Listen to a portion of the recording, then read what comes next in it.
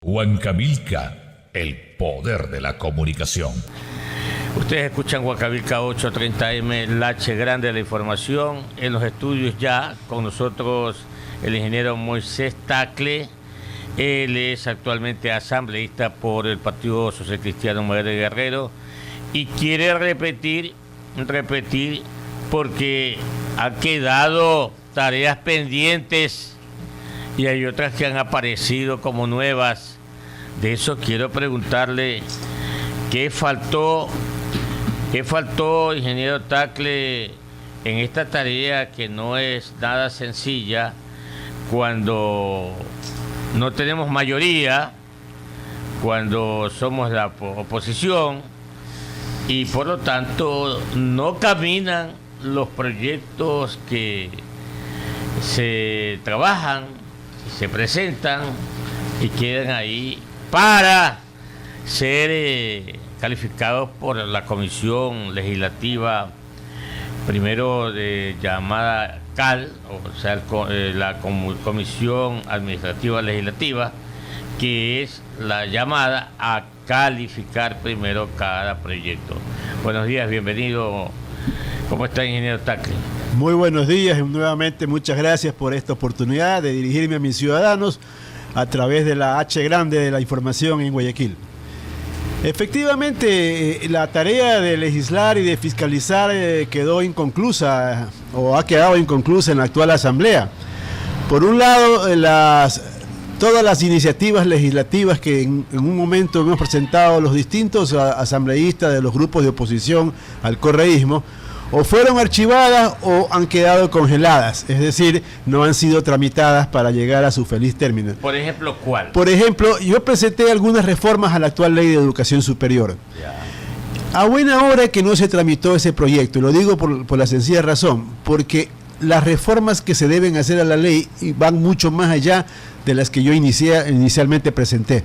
Y esa es una de las tareas pendientes que vamos a plantear tan pronto se instala la nueva asamblea a partir del mes de mayo. Usted hizo un gran papel como rector de la Politécnica Litoral, ingeniero Tacle, y con ese acopio que hizo allá en la universidad, que indudablemente yo recuerdo cuando estaba en el colegio, a mí me preguntaban, ¿y a qué universidad vas a ir? Menos a la Politécnica.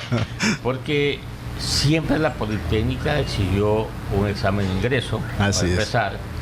Y luego pues ha sido una universidad de lo que denominamos ciencias exactas, pero ahora obviamente ha evolucionado, dado a los tiempos y a las necesidades. ¿Usted está de acuerdo con lo que se está diciendo que hay que eliminar el examen de ingreso en la Universidad Ecuatoriana? A ver, alrededor de este tema, a mi juicio, hay una gran confusión. Por un lado, lo positivo es que todos los candidatos, incluido el candidato del continuismo, están hablando de este tema universitario. Es decir, que la denuncia que hemos hecho de los problemas que está ocurriendo en la educación superior son válidos, son reales, porque todo el mundo está consciente de lo mismo y todo el mundo pretende resolverlos. Empecemos por allí. Segundo, esto de plantear que se elimine el examen de ingreso hay que interpretarlo de manera correcta.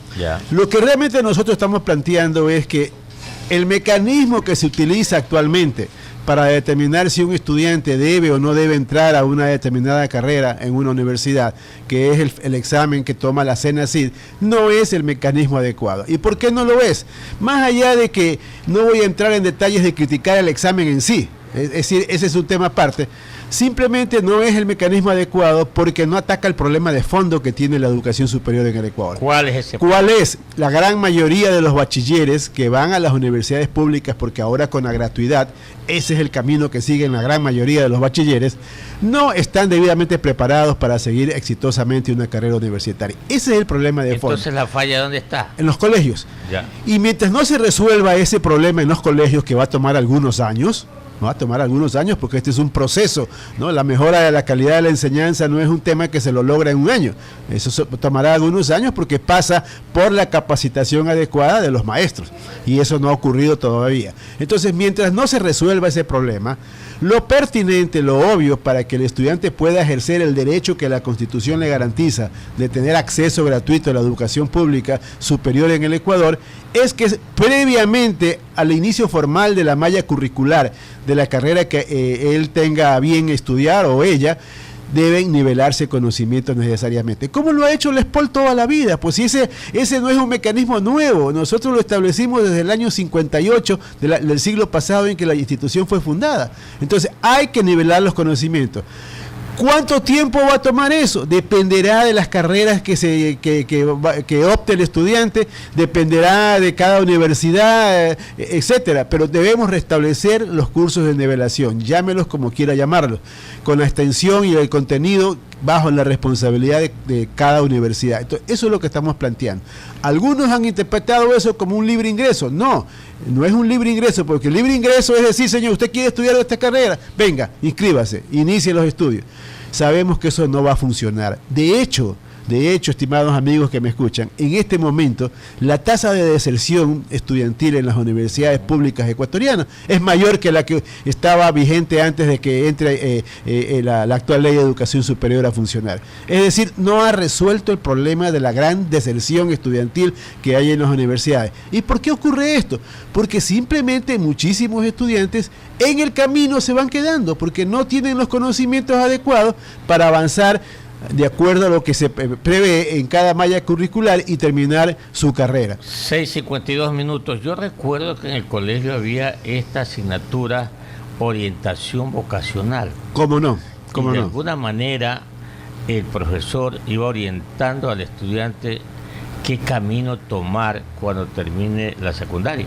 Así es, así es. Y mire, el tema de la orientación vocacional es válido. No lo estamos descartando. Lo que decimos es que un examen no determina pues necesariamente si un estudiante va a poder cursar exitosamente una carrera, y la prueba está en que los resultados muestran que la tasa de deserción está aumentando, o en su defecto el estudiante le toma muchísimo más tiempo terminar su carrera. En lugar de ser 4 años o 4 años y medio, se convierte en 7 o en 8 años, con el consiguiente desperdicio de recursos que son importantes para la sociedad ecuatoriana. Por lo tanto, Moisés Tagle plantea un proceso comenzando desde el colegio.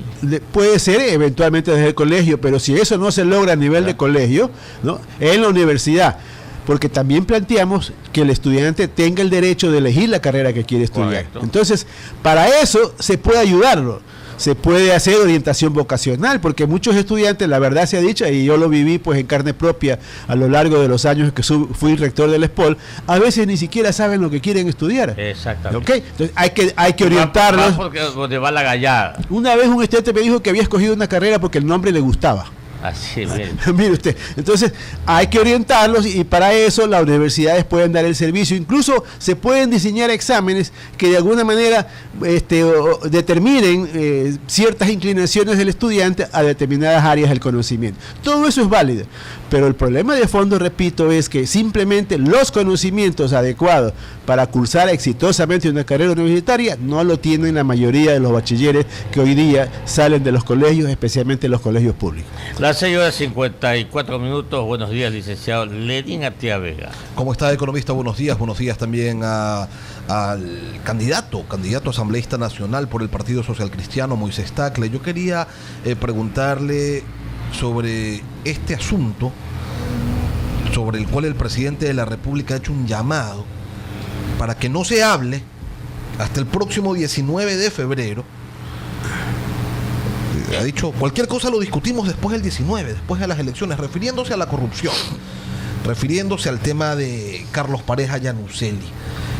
Y yo quería saber, usted como candidato del Partido Social Cristiano, ¿cuál es su propuesta fiscalizadora en relación a estas declaraciones que ha hecho el señor Pareja Yanuseli, prófugo de la justicia? Sí, verdad, pero también alto funcionario de este gobierno, conocedor de temas sensibles, partícipe de muchas decisiones de importantes, millonarias, que se tomaron en este gobierno. Entonces, ¿cuál es la valoración que ustedes le dan a esas declaraciones? ¿Y qué es lo que prometen hacer en caso de regresar a la Asamblea? A ver, hace unos pocos días me preguntaron sobre el tema de la corrupción y obviamente pues se hacía referencia a las denuncias del caso de Odebrecht y a las denuncias sobre la repotenciación de la refinería de Esmeralda. Y yo señalaba de que ese era el comienzo de la gran cantidad de cosas que habrá que investigarse adecuadamente, porque la verdad sea dicha, lo de Odebrecht más lo de la refinería de Esmeralda es una pequeña parte de la inmensa cantidad de recursos que deben investigarse en las obras que ha hecho el gobierno, especialmente en los sectores estratégicos. ¿Que debe investigarlas quién? Debe investigar a la sociedad a través de las instituciones, empezando por la Asamblea Nacional. La fiscalización no ha sido inaugurada todavía en el Ecuador. Esa es una gran tarea pendiente de todos los asambleístas, pues simplemente no ha habido fiscalización alguna que haya llegado a feliz término en este periodo legislativo. De tal manera que... Pero usted dice las instituciones. Y en la Fiscalía vemos que en Perú hay detenidos, están imputados en los procesos de investigación los expresidentes Ollanta Humala, Alan García, Toledo. Y acá no hay nada. O sea, acá no hay... En Perú cogieron detenido la semana anterior un viceministro, un ex viceministro de Transporte. Acá no vemos que pase absolutamente nada. Hablo del caso Odebrecht. En Argentina, situación similar. En Colombia, situación similar. Y las instituciones en Ecuador sobre ese tema no dicen nada. La Fiscalía no vemos mayor actuación. La Contraloría guarda mutis por el foro, hace mutis por el foro. Y esta comisión, esta quinta función del Estado, este Consejo de Participación Ciudadana, que tiene dentro de sus obligaciones constitucionales también el investigar los casos de corrupción, pues no ha hecho nada tampoco, no pasa nada. Entonces, cuando las instituciones no actúan, uno espera al menos una respuesta por parte de quienes detentan la representación política. Y en la Asamblea, sí, sabemos que están en campaña, y ahora están incluso en vacancia.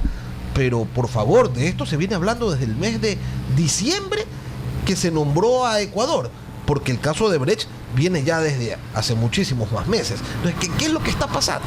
Bueno, lo que está pasando es que la mayor parte de la información sobre estos hechos que ahora ha hecho público el señor Pareja no están disponibles, pues. Si acaso sobre el tema de la preventa del petróleo a Petrochina no lo sabíamos hace algunos meses atrás, lo escandaloso que era ese manejo, pero no hay la información, no está publicada la información, es una especie de secreto de Estado. Y lo mismo ocurre con los endeudamientos con los bancos chinos, y lo mismo ocurre con el tema de la Domo, y lo mismo ocurre con los contratos petroleros. Las concesiones en las áreas del nororiente, los famosos contratos de servicio, son secreto de Estado. Lo único que sabemos es que en algunos casos se está pagando más por cada barril producido que lo que recibimos por la venta del petróleo. De tal manera que yo no aspiro, yo aspiraría, pero yo no creo que en los pocos meses que le queda a este gobierno y a la actual asamblea vaya a pasar nada serio en el campo de la fiscalización. Esa es la verdad. Y también no confío que las autoridades de control, que hasta ahora han demostrado muy poca agilidad para hacer las investigaciones que por ley les corresponde hacerlas, sin que nadie se las solicite, incluso por propia iniciativa, lo vayan a hacer en lo que queda del actual gobierno. De tal manera que cuando yo hablo de inaugurar la fiscalización a partir del mes de mayo, también incluyo pues al gobierno central. Cintia Viteri ha sido muy clara y lo ha dicho en el debate la noche de ayer.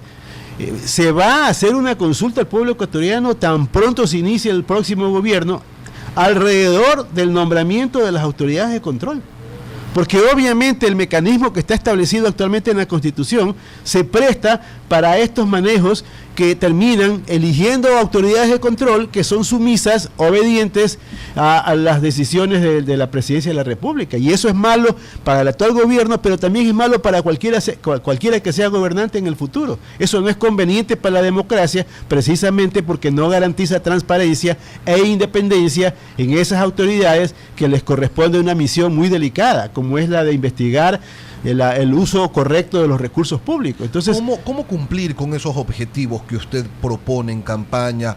Lo relativo a la ley de educación superior, por nombrar uno de ellos, lo relativo a inaugurar la fiscalización en relación a otra de las obligaciones constitucionales que tienen los legisladores. ¿Cómo hacerlo si la próxima Asamblea Nacional va a estar fragmentada? ¿sí? No va a haber una mayoría absoluta de una sola organización como existe hoy en día, pero va a estar fragmentada, entonces se va a requerir de alianzas. ¿Aliarse con quién? ¿Cómo hacerlo? ¿Lo tienen previsto? Desde luego, mire, efectivamente anticipamos de que la composición de la próxima asamblea va a ser muy diferente a la actual. No va a haber un grupo político que tenga mayoría absoluta que le permita pues resolver con sus votos cualquier iniciativa legislativa o de fiscalización. Pero también anticipamos de que la mayoría de los grupos políticos que hemos estado en oposición al correísmo a lo largo de estos 10 años, en su conjunto vamos a tener los votos suficientes para no solamente tener mayoría en la asamblea, sino incluso la mayoría calificada para eventuales reformas o enmiendas constitucionales. De tal manera que en ese sentido creo que el camino está allanado, no porque hayamos tenido conversaciones previas con los distintos portavoces de los distintos grupos políticos, sino porque si uno se fija en las distintas propuestas que han hecho los partidos políticos alrededor de algunos de los temas que en este momento son pues de la coyuntura política ecuatoriana, vamos a ver que estamos en esencia de acuerdo. Todos hemos planteado reformas a la ley de educación superior, incluso el señor Lenín Moreno lo escuché también hablar de que hay serios problemas en la educación superior. Todos hemos planteado que vamos a derogar la ley de plusvalía recientemente aprobada. Todos hemos planteado de que se van a restituir derechos a sectores ciudadanos que han sido afectados por algunos cambios en algunas leyes que se han producido en estos últimos meses, y así por el estilo. De tal manera que yo sí creo que va a haber un consenso político alrededor de ciertos temas. También anticipo que pueden haber diferencias en procedimientos. Por ejemplo, he escuchado varias posiciones alrededor de este Consejo de Participación Ciudadana y el nombramiento de las autoridades de control, que es un punto de fondo, ¿no? Pero yo creo que eventualmente también sobre esos temas llegaremos a un acuerdo. De esta manera que por allí no va la cosa. Es simplemente de esperar unos meses más, y la ciudadanía debe tener la seguridad de que la oposición tendrá en su conjunto los votos suficientes para resolver lo que obviamente anticipamos deben ser soluciones a muchos de los problemas que la sociedad demanda que se resuelvan lo antes posible. En ese tema de la universidad, ingeniero Tagle, ¿usted cree que ya hay los suficientes profesionales en economía, en leyes, en todas las ramas de la ingeniería? ¿Cree usted que ahora que se quiere modificar la matriz productiva, pues se hace necesario que ya las nuevas generaciones no permanezcan en las aulas universitarias 8 años, los médicos, futuros médicos mucho más? En todo caso, que hayan estas universidades puntuales, especializadas, para crear profesionales no más de 3, 4 años. A ver, varias cosas. Primero, esta teoría de que en una sociedad puede haber demasiados profesionales en determinadas disciplinas, hay que tomarla con pinzas. Y digo esto porque estamos en el siglo XXI, en la sociedad del conocimiento, en donde prácticamente si una persona no tiene por lo menos un título de tercer nivel, está condenada a tener un trabajo muy poco remunerado en esta sociedad. Casi que se convierte en una mano de obra no calificada. No calificada. Esa es la verdad que tenemos que comprender, ¿no? Si usted no tiene un título de tercer nivel, está en seria desventaja frente a las otras personas que sí lo tienen y que tienen más posibilidades de entrar al mercado laboral, o en su defecto tienen más posibilidades porque han adquirido conocimientos en una determinada disciplina para iniciar su propio emprendimiento. Y la mano de obra calificada es un factor importantísimo así para es. la Entonces competitividad. Partamos de esa premisa, ¿no? De que esto es un asunto de vida o muerte. La gente debe tener por lo menos un tercer nivel, un título de tercer nivel. Incluso algunos hablan para ciertos cargos, para ciertos trabajos, de que el requisito ahora es un título de cuarto nivel, pero quedémonos en el tema del tercer nivel. Eso como punto de partida. Segundo, ¿cuántos profesionales se necesitan en cada área? Lo va a decir el mercado. Lo va a decir las condiciones del desarrollo que se produzcan en el país. No lo puede decir una dependencia burocrática que está en Quito. ¿No? Eso sale del mercado. Cuando usted vio un boom petrolero hace algunos años atrás, ¿qué es lo que inmediatamente pasó en la Politécnica? Teníamos una carrera de petróleo con poquísimos estudiantes. Pero de pronto empezó el boom petrolero. ¿Qué pasó inmediatamente? Muchísimos entraron a estudiar ingeniería de petróleo. Y así por el estilo. El mercado determina las orientaciones de demanda laboral y el estudiante pues obviamente se inclina por las carreras en donde cree que va a tener más posibilidades de tener un trabajo o más posibilidades de iniciar un emprendimiento exitoso. De manera que no nos preocupemos sobre la sobreoferta que pudiera haber de determinados profesionales en un determinado momento en la sociedad. Y de pronto, ¿por qué no la universidad ir al campo también para conocer qué se necesita? Por supuesto, esa es parte de las obligaciones de la universidad, que a veces no lo hace, no sintoniza adecuadamente los requerimientos que tiene la sociedad y por lo tanto no ofrece nuevas carreras que respondan a esos requerimientos. Pero usted tocó también otro punto que es importante, sobre el cual nos hemos olvidado en estos últimos años, a propósito de la mano de obra calificada. Ocurre que en la actual ley de educación superior se les ocurrió la peregrina idea, que afortunadamente ya la suspendimos hace pocas semanas, pero estuvo vigente alrededor de 5 años, de que las universidades no podían tener institutos tecnológicos, es decir, institutos donde se den carreras de este tipo más cortas y que están orientadas específicamente muy puntuales. Les prohibió, con el argumento de que el Estado iba a crear estos institutos tecnológicos por separado. La verdad es que no ha ocurrido lo segundo, no se han creado institutos tecnológicos. Anoche lo escuché al candidato del continuismo decir que va a crear 40 universidades tecnológicas, algo así dijo. Así es. ¿No? Realmente todos quedamos confundidos porque si se trata de universidades formales, ¿no? De títulos de tercer nivel, pues 40 universidades pues es una cosa bastante... Bastante, para el tamaño del... Dos por provincia.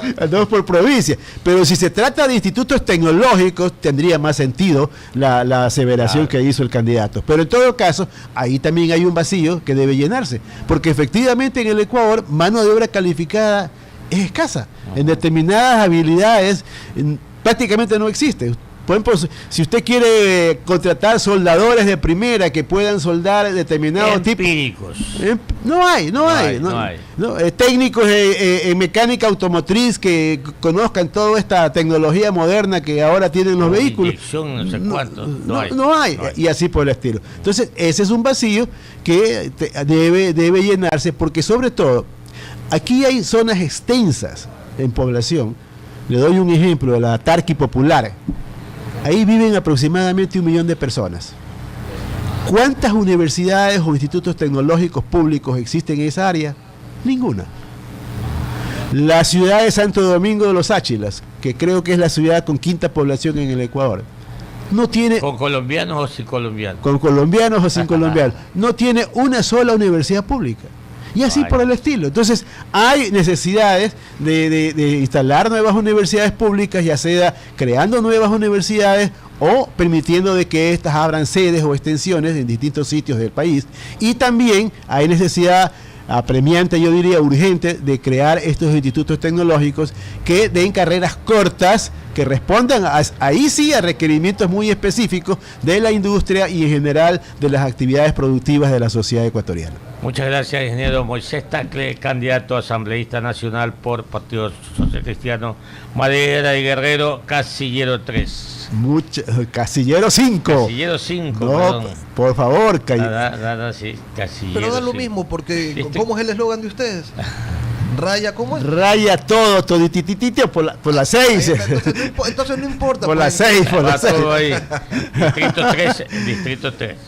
No, yo estoy en la lista nacional. Sí. Así que hay que votar por el cambio positivo. Cintia Viteri y todos los asambleístas de la lista 6. Muy bien, un abrazo para usted. Muchas gracias.